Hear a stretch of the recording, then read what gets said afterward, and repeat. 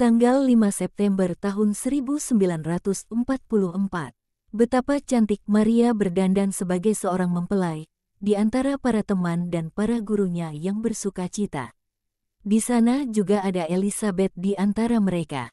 Ia berbalut linen putih salju, yang begitu halus dan lembut hingga tampak seperti sutera mahal.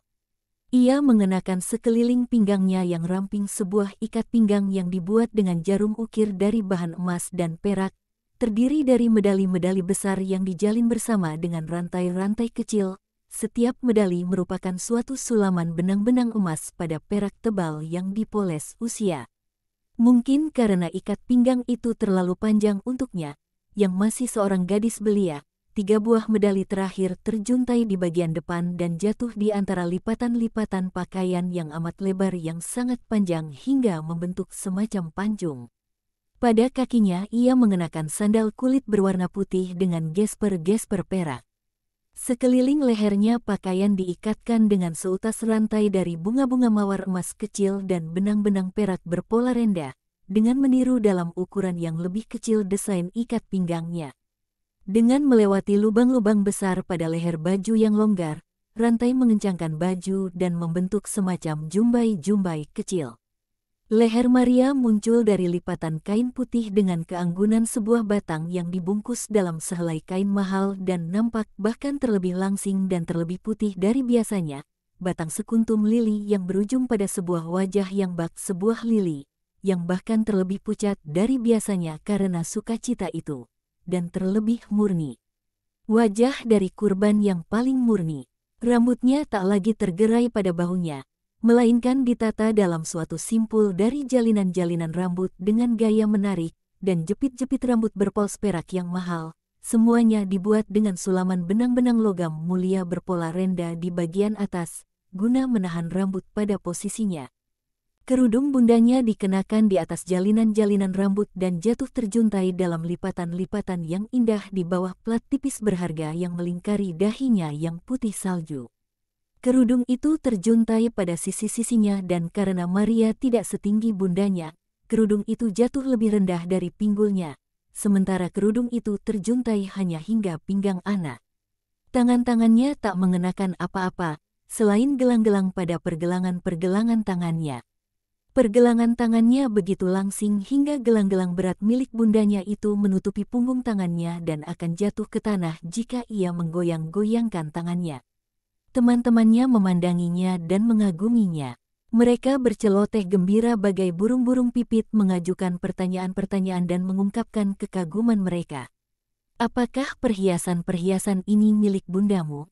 Ini perhiasan-perhiasan antik, bukankah begitu? Betapa indahnya, Sarah, ikat pinggang ini. Dan bagaimana dengan kerudung ini, Susan? Betapa halusnya. Lihatlah bunga-bunga lili yang ditenun di atasnya. Biar aku lihat gelang-gelangmu, Maria. Apakah ini milik bundamu? Ya, ia mengenakannya. Tetapi gelang-gelang ini milik ibunda bapakku. Oh, lihat. Pada gelang-gelang ini ada meterai Salomo dijalin dengan cabang-cabang kecil tipis palma dan pepohonan zaitun dan di antara yang ini ada bunga-bunga lili dan mawar. Oh, siapakah gerangan yang membuat karya yang begitu sempurna dan halus ini? Ini milik keluarga Daud, jelas Maria. Para perempuan dalam keluarga telah mengenakannya selama berabad-abad ketika mereka menikah dan mewariskannya kepada ahli waris perempuan. Pasti. Kaulah ahli warisnya. Apakah mereka membawakan semuanya untukmu dari Nazaret? Tidak. Ketika bundaku wafat, saudaraku membawa busana dan perlengkapan mempelai perempuan ke rumahnya demi mengamankannya. Sekarang ia telah membawanya kembali kepadaku. Di mana? Di mana? Tunjukkanlah kepada teman-temanmu ini. Maria tidak tahu apa yang harus dilakukannya. Ia ingin bersikap baik. Tetapi ia tidak antusias untuk mengeluarkan semua barang-barang yang telah tertata rapi dalam 3 peti berat. Para gurunya datang menolong, mempelai laki-laki akan segera tiba, jelas mereka. Ini bukan waktunya untuk menimbulkan kekacauan. Biarkan Maria sendiri, kalian melelahkannya, pergi dan bersiaplah. Kerumunan yang berceloteh itu pergi dengan agak mendongkol hati. Maria sekarang bisa menikmati dalam damai kebersamaan dengan para gurunya yang menyampaikan kata-kata pujian dan berkat baginya.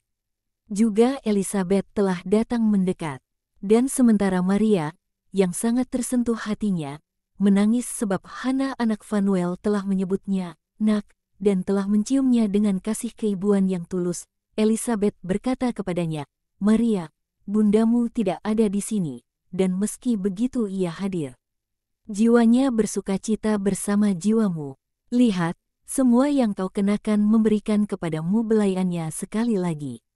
Kau masih bisa menemukan di dalamnya aroma kecupan-kecupannya. Suatu hari, di masa yang silam, pada hari kau datang ke bait Allah, ia mengatakan kepadaku, "Aku telah mempersiapkan pakaian-pakaiannya dan busana serta perlengkapan perkawinannya, sebab aku ingin menjadi orang yang menenun kain-kain linennya dan membuat gaun-gaun pengantinnya, supaya aku tidak mangkir pada hari sukacitanya.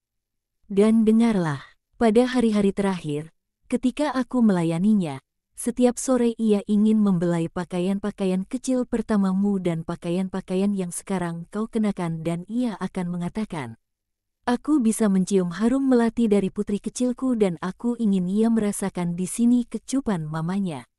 Betapa banyak kecupan pada kerudung ini yang sekarang menudungi dahimu. Ada lebih banyak kecupan dibandingkan benang-benang. Dan ketika kau akan mengenakan kain yang ditenun olehnya, pikirkanlah bahwa kain itu ditenun lebih oleh kasih keibuannya daripada oleh kumparan mesin tenun.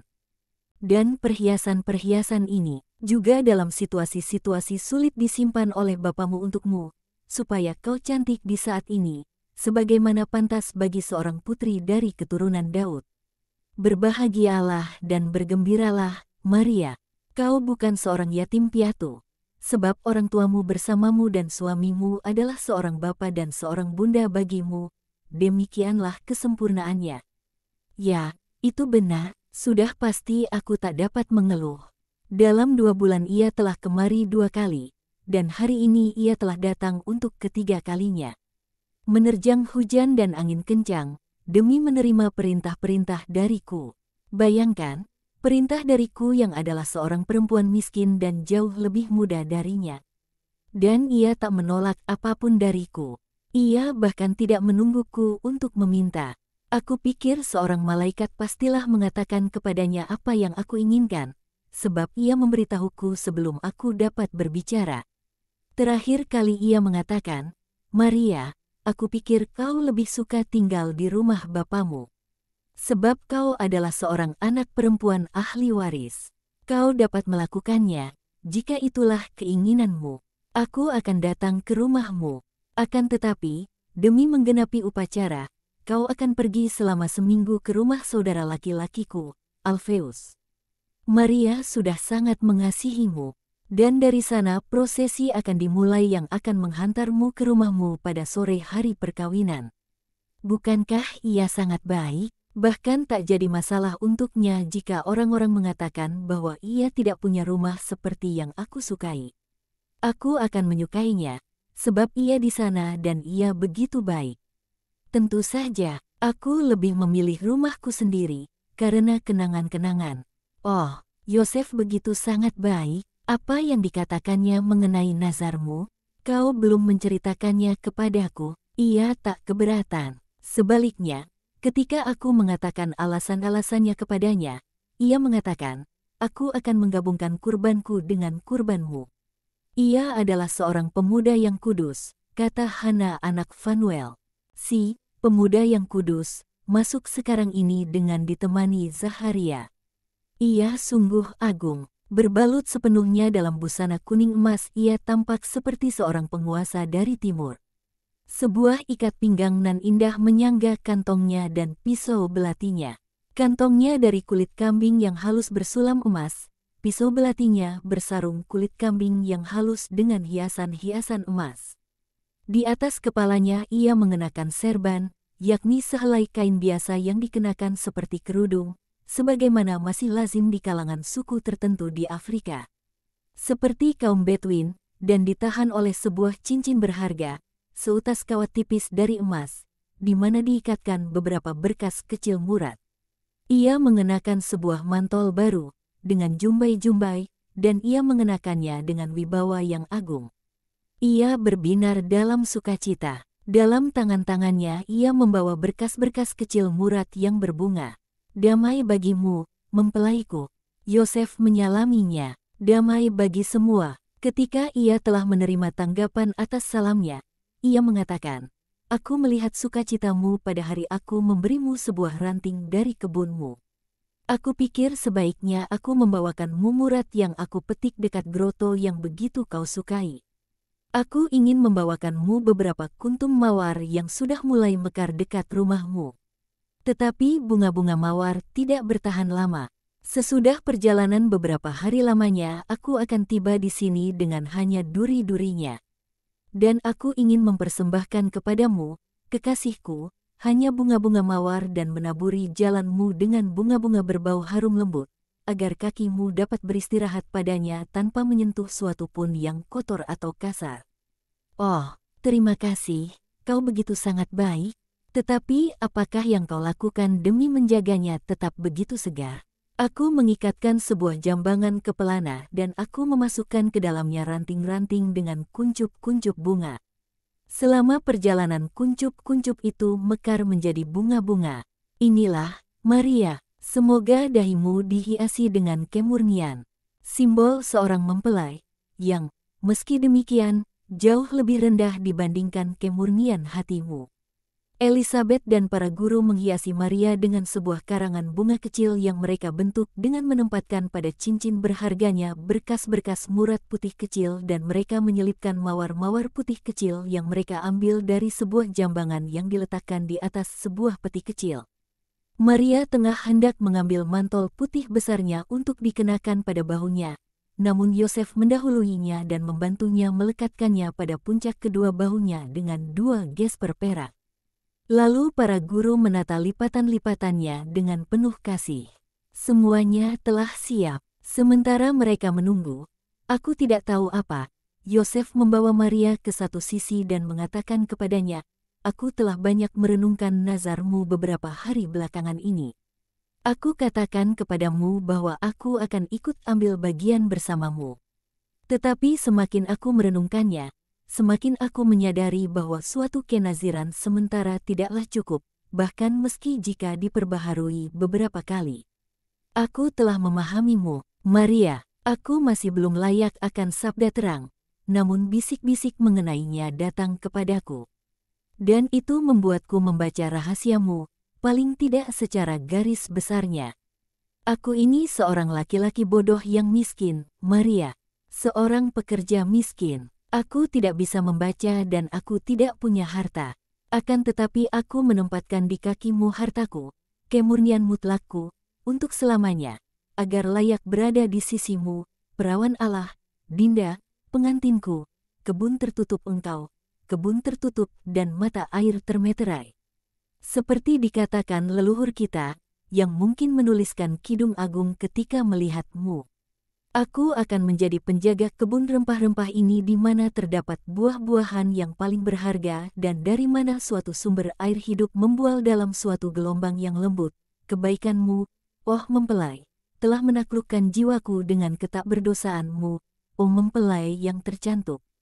Engkau lebih elok dari fajar, engkau adalah matahari yang bersinar sebab hatimu bersinar, engkau penuh kasih bagi Allahmu dan bagi dunia.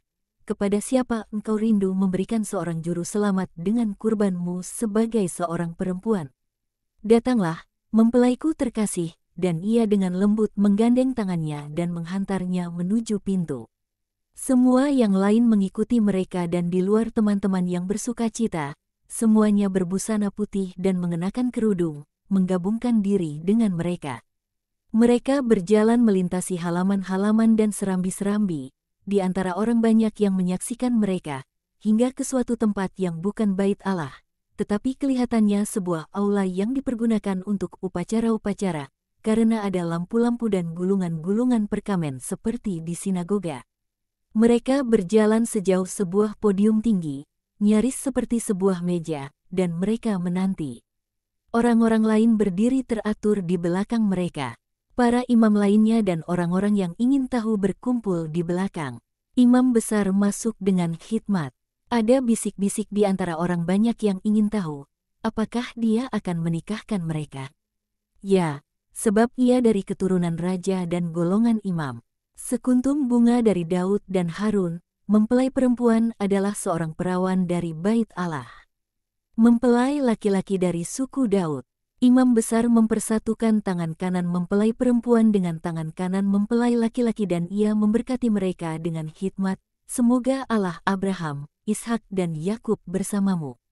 Semoga ia mempersatukan kalian dan melimpahkan berkat-Nya atas kalian, menganugerahi kalian damai-Nya dan banyak keturunan dengan umur panjang dan kematian yang bahagia dalam pelukan Abraham. Lalu ia undur diri sehikmat ketika ia masuk. Janji telah saling diucapkan. Maria adalah pasangan Yosef. 1. Mereka semua keluar dan dengan teratur bergerak menuju sebuah aula di mana mereka memaklumkan perjanjian perkawinan di mana dinyatakan bahwa Maria, anak perempuan ahli waris dari Yoakim anak Daud dan anak-anak Harun memberikan kepada Yosef, sebagai mas kawinnya, rumah dan tanahnya, harta milik pribadinya dan apa yang ia warisi dari bapaknya. Sekarang semuanya usai sudah. Pasangan yang bertunangan itu keluar ke halaman dan mereka bergerak menuju pintu keluar dekat pemukiman para perempuan yang tinggal di Bait Allah. Sebuah kereta besar yang nyaman telah menanti mereka. Sebuah tenda dihamparkan di atas kereta sebagai naungan dan peti-peti berat milik Maria sudah dimuat di atas kereta. Sesudah kata-kata, kecupan-kecupan dan air mata, berkat dan nasihat perpisahan, Maria masuk ke dalam kereta bersama Elizabeth, sementara Yosef dan Zaharia duduk di depan. Mereka telah menanggalkan mantol-mantol terbaik mereka dan semuanya mengenakan mantol berwarna gelap. Kereta berangkat dalam derap ribut seekor kuda besar berwarna gelap. Tembok-tembok Bait Allah dan lalu tembok-tembok kota tampak semakin menjauh dan ini dia pedesaan. Baru, segar, berbunga dalam sinar matahari awal musim semi, dengan tanaman jagung beberapa inci dari tanah, daun-daunnya yang kecil, yang tampak bagai zamrud, melambai-lambai dihembus angin sepoi-sepoi, yang menebarkan harum bunga-bunga persik dan apel, bunga semanggi dan daun-daun min liar. Maria menangis diam-diam, di balik kerudungnya, sesekali ia menyibakkan tenda dan melihat ke Bait Allah yang jauh dan kota yang telah ditinggalkannya. Penglihatan berakhir demikian. Yesus bersabda, apakah yang dikatakan kitab kebijaksanaan dalam memadahkan pujian-pujiannya? Di dalam kebijaksanaan ada roh yang arif, sama dengan intelijen, dan kudus, tunggal, majemuk dan halus. Dan selanjutnya daftar karunia-karunianya, yang diakhiri dengan perkataan, Maha Kuasa dan memelihara semuanya serta menyelami sekalian roh, yang arif, murni dan halus sekalipun. Kebijaksanaan begitu murni ia menyebar dan merembesi segala sesuatu. Ia adalah napas kuasa Allah, karenanya tak suatu pun yang tidak murni dapat menemukan jalan masuk ke dalamnya, gambaran kebaikan Allah. Meski ia sendiri dapat melakukan segalanya, dirinya tak berubah, ia menjadikan semuanya baru, ia masuk ke dalam jiwa-jiwa kudus, ia menjadikan mereka sahabat-sahabat Allah dan para nabi. Engkau telah melihat bagaimana Yosef, bukan melalui budaya manusia, melainkan melalui pengajaran Adikodrati dapat membaca dalam kitab termeterai perawan Imakulata, dan bagaimana ia mendekati kebenaran-kebenaran nubuat melalui penglihatannya, suatu misteri manusia luar biasa di mana yang lain hanya dapat melihat suatu keutamaan yang unggul. Sebab ia dipenuhi kebijaksanaan ini, yang adalah napas kuasa Allah dan pancaran definitif dari Yang Maha Kuasa, ia berlayar dengan roh yang aman mengarungi laut misteri rahmat ini yang adalah Maria. Ia menyelami kontak-kontak rohani Maria, yang, daripada dengan bibir, kedua roh saling berbicara satu sama lain dalam keheningan suci jiwa-jiwa mereka, di mana Allah saja yang dapat mendengar suara-suara dan mereka yang sangat dikasihi oleh Allah, sebab mereka adalah hamba-hambanya yang setia dan dipenuhi olehnya. Kebijaksanaan orang benar ini, yang terus bertambah melalui persatuan dan kedekatannya dengan Maria, yang penuh rahmat, mempersiapkannya untuk menyelami rahasia-rahasia terdalam Allah dan memampukannya melindungi serta mempertahankannya dari perangkap manusia dan setan. Dan sementara itu kebijaksanaan meneguhkannya. Kebijaksanaan menjadikan orang benar ini seorang kudus, dan santo pelindung dari mempelai dan dari putra Allah. Tanpa menghilangkan meterai Allah, ia, seorang laki-laki murni, yang sekarang meninggikan kemurniannya ke tingkat kegagahan malaikat, dapat membaca sabda dari api yang dituliskan Allah pada intan perawan, dan ia membaca apa yang tidak diulang oleh kebijaksanaannya, namun yang terlebih besar dari apa yang dibaca Musa pada loh-loh batu. Dan demi menghindari mata-mata profan mengintai ke dalam misteri ini, ia menempatkan dirinya sendiri, meterai di atas meterai, sebagai seorang malaikat agung dari api di ambang pintu Firdaus, di mana Bapa yang kekal bersuka. Berjalan-jalan pada sore hari sejuk, dan berbicara kepadanya, sama dengan Maria, yang adalah kekasihnya, kebun lili yang berbunga, udara harum mewangi, angin sepoi-sepoi pagi yang segar, bintang nan indah, kesukaan Allah. Hawa yang baru di sana, di hadapannya, bukan tulang dari tulangnya, pun daging dari dagingnya, tetapi pendamping hidupnya, tabut Allah yang hidup, yang diterimanya agar dilindungi olehnya dan yang harus ia kembalikan kepada Allah semurni seperti ketika ia menerimanya. Mempelai Allah, dituliskan pada halaman-halaman imakulata dari kitab mistik itu. Dan ketika pada saat pencobaan kecurigaan mendesiskan aniayanya, ia menderita sebagai seorang laki-laki dan sebagai seorang hamba Allah, seperti yang tidak pernah diderita laki-laki manapun, karena dakwaan sakrilegi. Tetapi ini akan menjadi pencobaan di masa mendatang. Sekarang, pada masa rahmat ini, ia melihat dan menempatkan dirinya dalam pelayanan paling sejati kepada Allah. Kemudian badai pencobaan akan datang, seperti yang dialami segenap para kudus, untuk diuji dan dijadikan koadjutor, sama dengan pembantu, Allah. Apakah yang kalian baca dalam kitab imamat? Katakanlah kepada Harun, kakakmu, supaya ia jangan sembarang waktu masuk ke dalam tempat kudus di belakang tabir, ke depan tutup pendamaian yang di atas tabut supaya jangan ia mati. Karena aku menampakkan diri dalam awan di atas tutup pendamaian. Beginilah caranya Harun masuk ke dalam tempat kudus itu, yakni dengan membawa seekor lembu jantan muda untuk korban penghapus dosa dan seekor domba jantan untuk korban bakaran. Ia harus mengenakan kemeja lenan yang kudus dan ia harus menutupi auratnya dengan celana lenan dan ia harus memakai ikat pinggang lenan.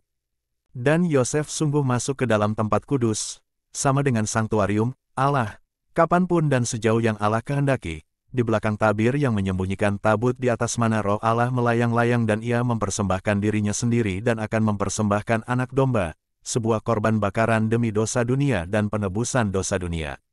Dan ia sungguh berbusanakan lenan, dengan mematiragakan kekuatan seksualitasnya demi melenyapkan kemampuan sensasinya, yang dulu, pada permulaan masa, sungguh menang. Merusakkan hak-hak Allah atas manusia dan yang sekarang akan diremukkan dalam putra, dalam bunda dan dalam bapa asuh, guna menghantar manusia kembali kepada rahmat dan memulihkan hak Allah atas manusia. Ia melakukan itu dengan kemurniannya yang abadi. Bukankah Yosef tidak ada di Golgota? Apakah kalian pikir ia tidak ada di antara para penebus serta sama dengan Koredimers? Sesungguhnya aku berkata kepada kalian bahwa ia adalah yang pertama dan karenanya ia besar di mata Allah.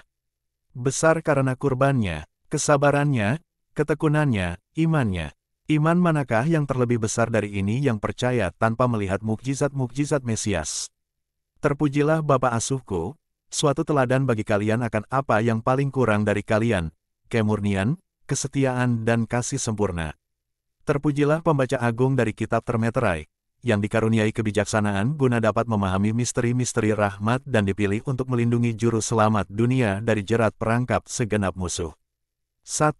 Di Israel, juga pada masa Bunda Maria, sebuah perkawinan meliputi 2 tahap, pertunangan dan perkawinan.